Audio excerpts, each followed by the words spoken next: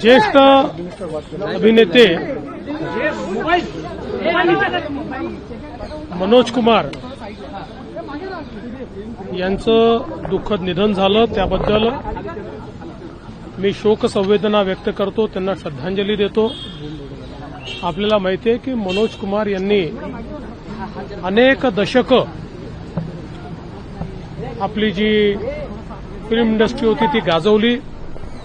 विशेषतः भारत कुमार म्हणून त्यांना ओळखलं जायचं। देशभक्तीपर अशा प्रकारचे अनेक त्यांनी रोल त्या ठिकाणी निभावले।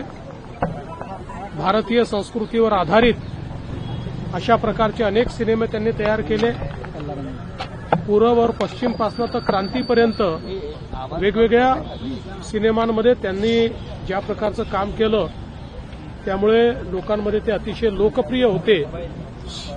अनेक पुरस्कार त्यांना प्राप्त झाले।